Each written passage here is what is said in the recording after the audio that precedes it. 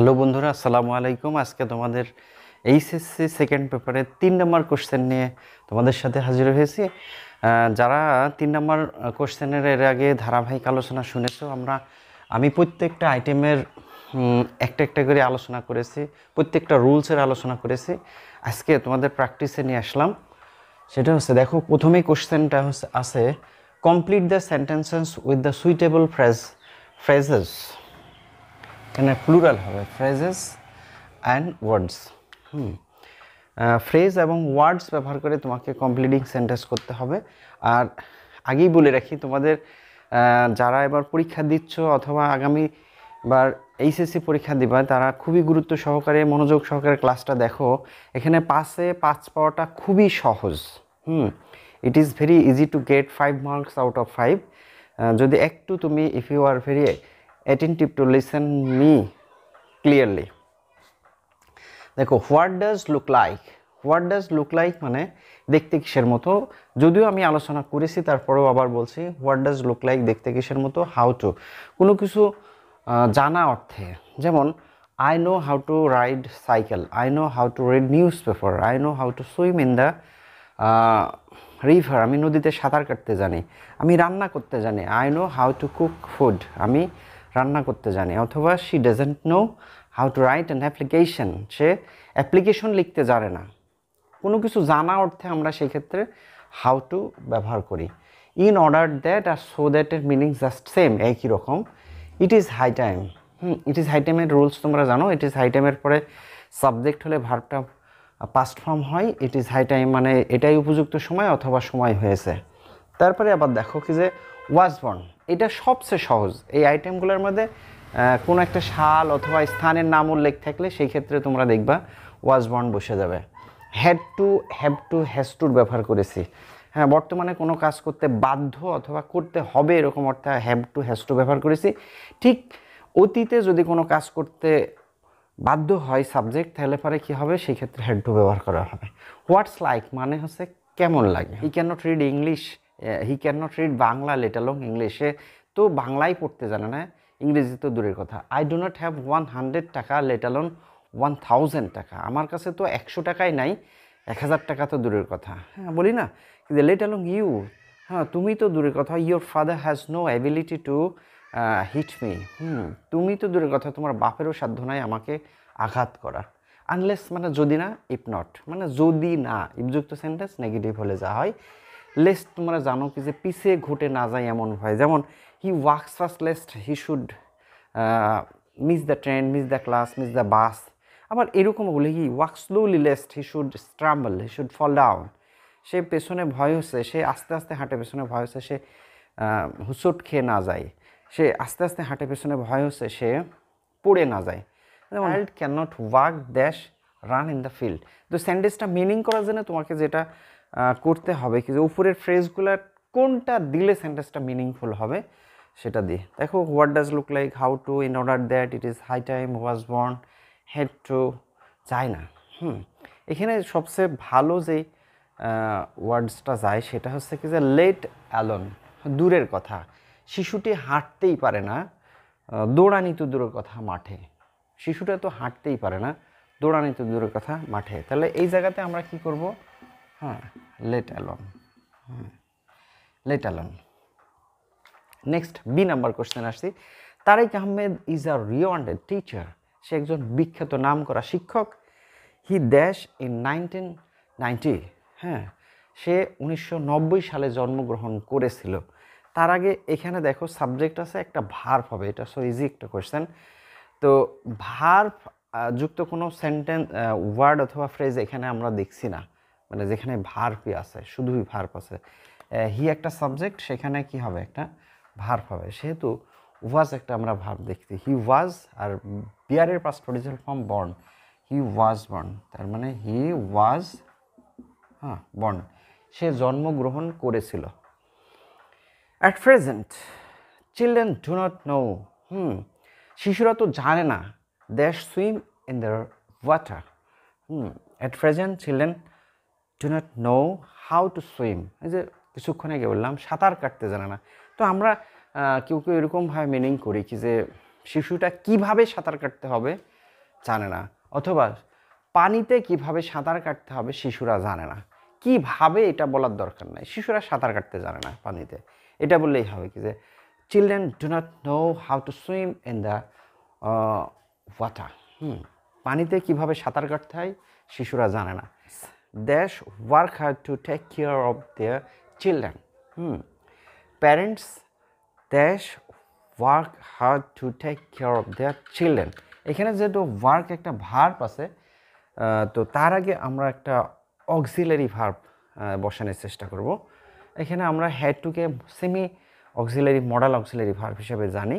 তো আমরা এখানে হ্যাড টু যদি বসাই তাহলে মিনিং হচ্ছে কি,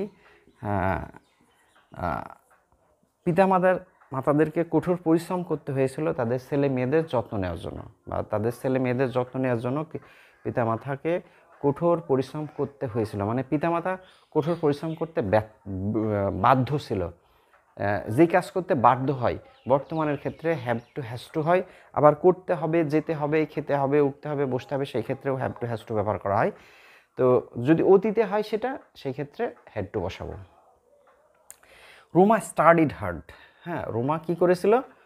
কঠোর পরিশ্রম করেছিল। দেশ GPA 5 should be missed. GPA 5 should be missed, ওই যে পিছে ঘটে জিপিএ 5 মিস হয়ে যাবে। এই ভয়ে সে কি করছে? রোমা কঠোর পরিশ্রম করছে। তাহলে ওই যে আমরা লেস্টের ব্যাপার দেখছি।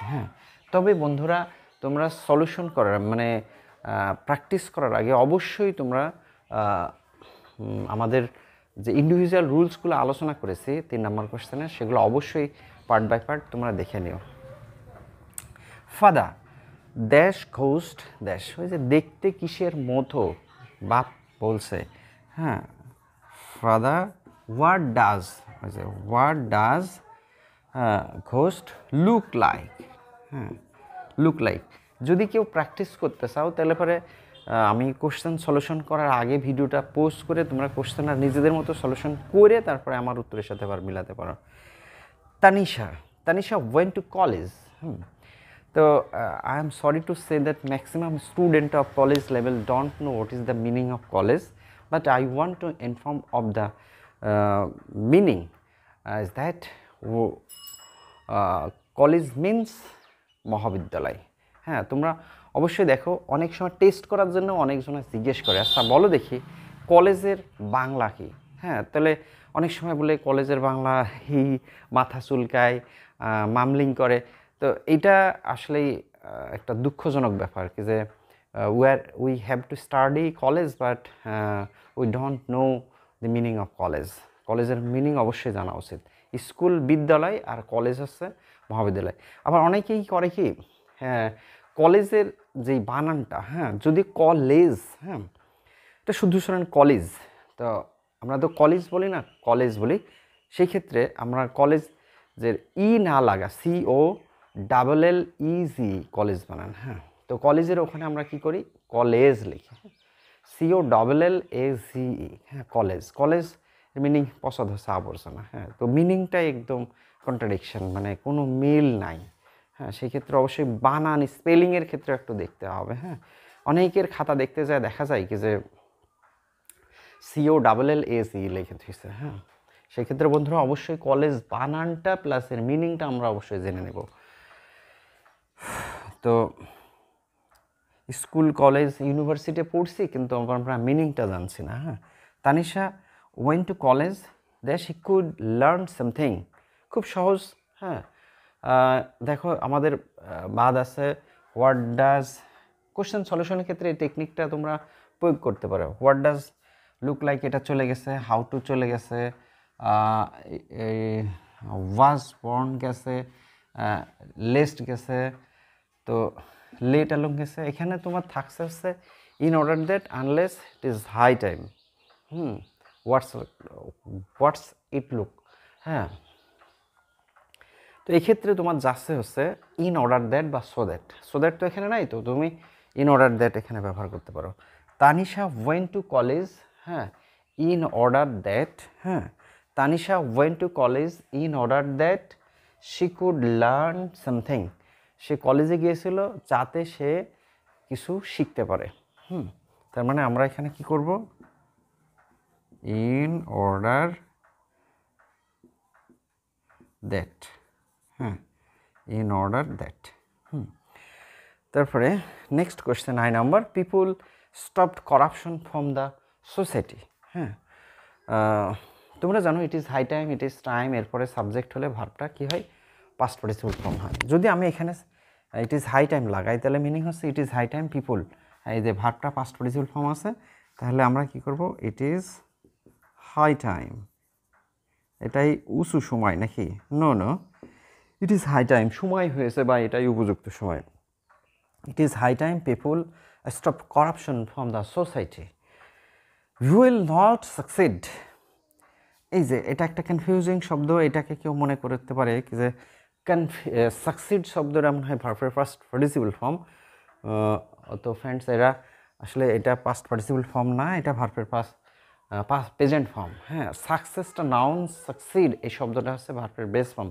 পাস্ট পার্টিসিপল ফর্ম হতে পারে সাকসিডেড। হ্যাঁ, will not succeed in life, তুমি জীবনে সফল হবে না, দ্যাশ ইউ ওয়ার্ক হার্ড, আনলেস, হ্যাঁ, আনলেস ইউ ওয়ার্ক হার্ড, যদি না তুমি কি করো, আনলেস ইউ ওয়ার্ক হার্ড। হ্যাঁ, যদি না তুমি কঠোর পরিশ্রম করো, লেখা হচ্ছে না বন্ধুরা, কালো কালি দিয়ে এখানে লিখে দিই। হ্যাঁ, আনলেস ইউ ওয়ার্ক হার্ড, যদি না কঠোর পরিশ্রম করো। ঠিক আছে বন্ধুরা, ভালো থেকো, সুস্থ থেকো, আবারও হাজির হব তোমাদের প্র্যাকটিস শিট নিয়ে, প্র্যাকটিস ক্লাস নিয়ে। আজকে প্রথম ক্লাস করলাম, 3 নাম্বার কোশ্চেন নিয়ে আরও 2-1টা ক্লাস নেওয়ার চেষ্টা করব। সে পর্যন্ত stay healthy and happy, tata, bye bye, আসসালামু আলাইকুম ওয়া রাহমাতুল্লাহ।